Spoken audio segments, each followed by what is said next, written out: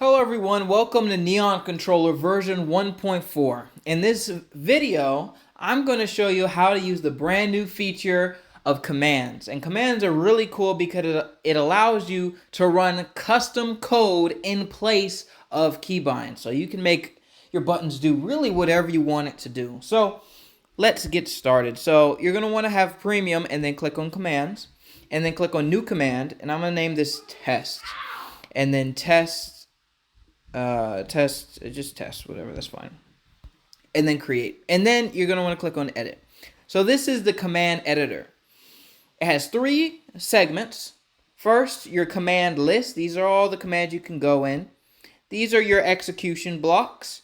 And then this is your command description, and there's things you can modify and options you could change for each command. So over here, you have tap, press, release, delay, enable gyro, disable gyro, make trackpad, switch layout, reset layout, set text, reset text, and then run command. And they each have very distinct properties and inputs. Over here, it says on press and on release. On press, once you bind a command to a button, when you click on that button, when you press that button, it will execute every single thing inside of this block. And only when you release that button will it execute everything inside this release block. And then command description over here. So let's make our first command. We're going to move over tap. The way you start programming is just grab the block and move it over to where you want to go. And when you want to delete it, just move it over here to the side. And we're going to make another one over here on release. Let's make it so that this moves forward for 1 second. So the way this works, tap takes in 2 values. It takes in keybinds right here, and it takes in time. And time is in milliseconds. And if you're not familiar with milliseconds, a millisecond is 1,000th of a second. So 1,000 milliseconds is 1 second. And then keybinds, you can put in as many keybinds as you would like, and it will tap all of them simultaneously. And tap, it will click a button for that particular period of time, and then it will release it. All right, so once we tap a button, once we press a button, it will tap W for 1 second. And then on this release, we're going to type in, let's say S. So it goes backwards.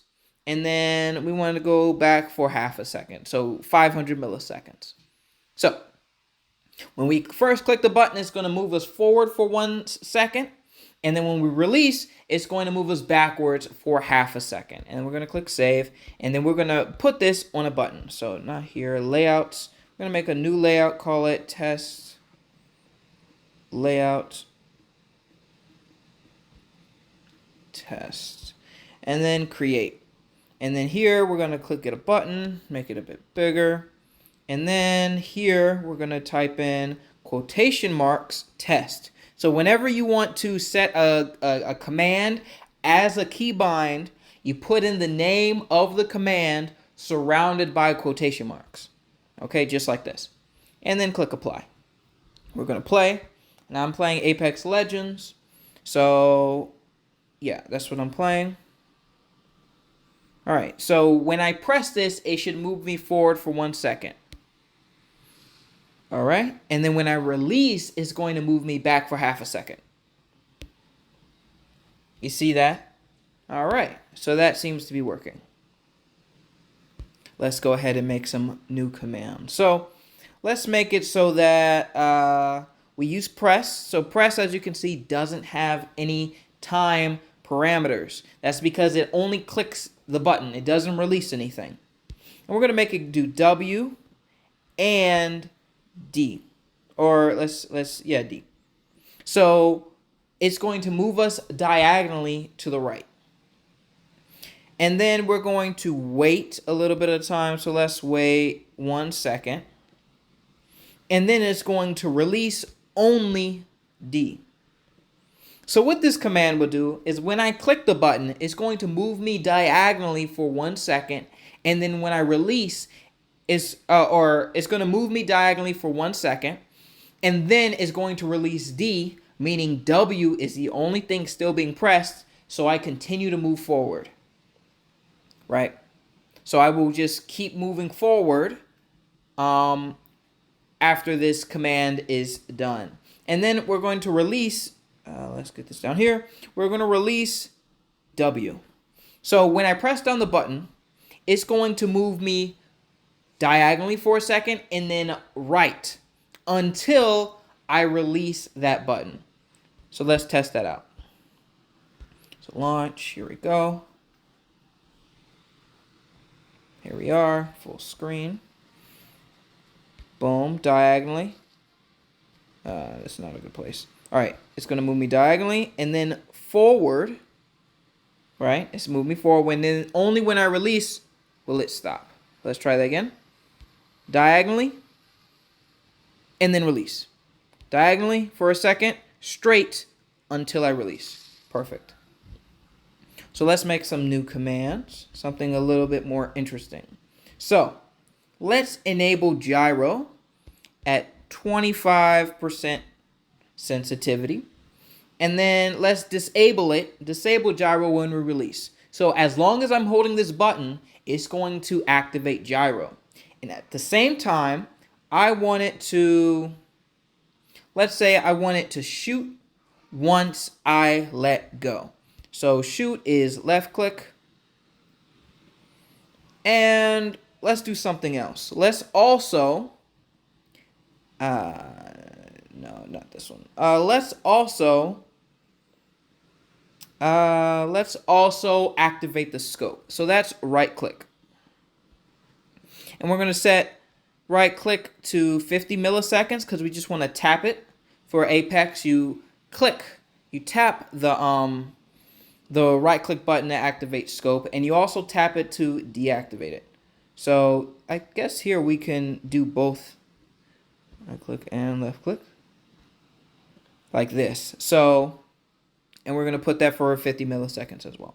So this command, when I press the button, is going to activate the scope and activate the gyroscope. So now I'm in this zoomed in, the scope view, and I can move around by moving around my phone.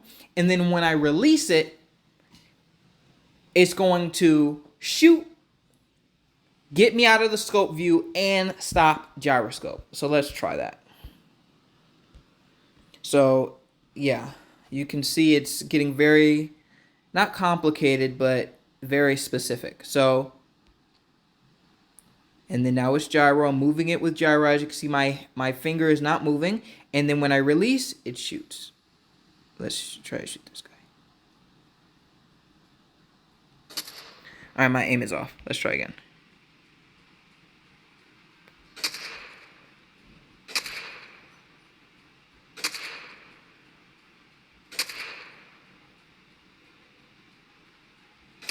Yeah, my aim is a little off. I'm not super I'm not super steady right now.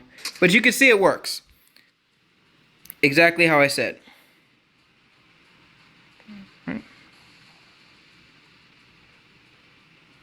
So you can make your own custom commands. Another thing you could do is make it so that, let's say you don't want to use gyro. You don't like gyro because whatever, your hands are a little shaky like mine. You can use trackpad. What trackpad does is it turns whatever button you're currently using into a mouse trackpad. So when you tap it, when you press it, it turns it into a track. It's going to open up your scope view, and then it's going to turn that button into a trackpad. So now you can precisely move it, and this sensitivity will determine how sensitive that trackpad is. And when you release, it will get rid of the scope, and it's going to shoot. Now, the thing with make trackpad is that it automatically undoes the make trackpad once you release, because how is it going to be a trackpad if your finger isn't on it? So putting make trackpad on release does nothing. Okay, I got rid of it. Let's try that now. launch. Here we go. So now I could do this, and I can precisely, boom. Yep. Boom.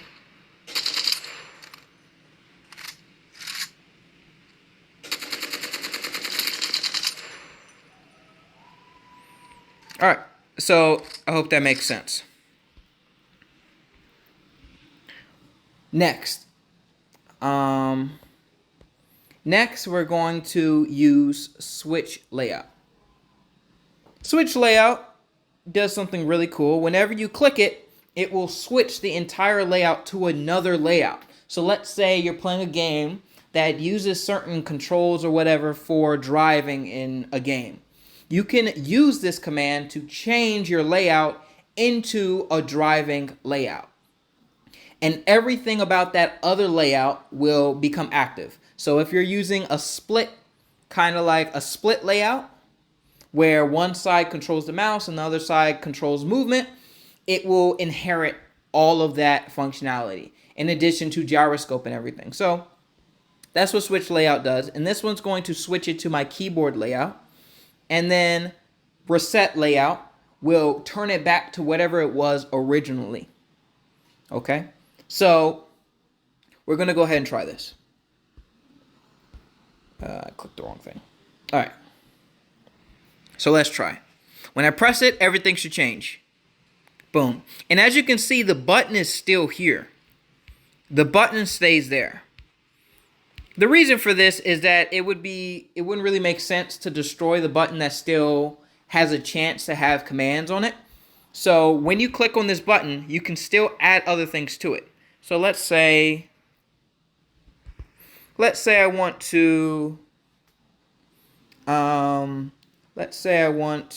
make it into a trackpad, and then make it into a trackpad. And when I release and I press, let's just do this. Make it into a trackpad. And it's at 0. Let me make this at 50. All right. So now what it's going to do is when I press this, it's going to switch the layout and turn it into a trackpad. And I can still use all these other commands over here. See? You see how this is now a joystick view? This was not a joystick view before. And I can pick up stuff. I can do all this. And then when I release, it all disappears. And this is no longer a joystick view. So I can click this, now move around. I can still do all that. I can click escape. I can escape again. And then I can release. And then we're back to where we are before. This becomes very, very, very powerful. If you combine multiple layouts and commands, you can do pretty much anything you can imagine. So let's go back and let's try set text. So set text is pretty cool. You can change the text of a button just in case you want it to change for whatever reason. So let's say, let's say I want to, when I click it, when I transition to that other layout, it said, let's just say movement actually. Movement, and we reset it once we release. All right, so let's try that. Launch here. So you will see it changes to movement. And now I know what kind of layout I'm using now because it says it right there. And then when I release, it goes back to test. All right. Commands. Anything else? Run command. So run command is probably the most powerful command here because it has the ability to run other commands. So let's say let's make a new command, call it jump and run. And it does what it says. What it says. All right. And this command is going to jump. Oh, that's not jump. Space for, we're just going to tap space, so we just jump up, and then it's going to run forward for a second. Okay? So the thing about the run command, so here, is that it only executes, let me put it in. It only executes commands within the on press. So as soon as you run on command, it will only run what's inside of this block within that other command. So when you go here, I can click on jump and run, and it says it's a check mark because it's a valid command, and save it. But once it gets here, once it goes through this and this and this and this, once it hits here, it's only going to execute this block up here. It will not execute anything down here because it's never released. All right, so that's very important. But let's try it out. So when we go here, we're going to click on test, and it should do everything that I said before, switching layout and all that stuff, but also make me run and jump. As you can see, it just did.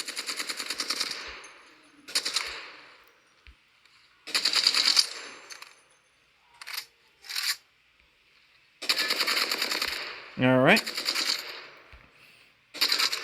And you can see it's doing that. So I hope that makes sense to everybody. Yeah. Thank you all for watching. This is the end of the commands tutorial. Again, as I said in the beginning, please let me know if there's any other commands you would like to add to this command editor. This thing can get extremely powerful, and I want to help it reach its full potential. And also, in the future, the next major update I'm going to make is going to be able to share layouts and commands with other people. So if you make this perfect layout for Apex or something else, you can share that with your friends. Okay? So thank you all for watching, and enjoy the rest of your day.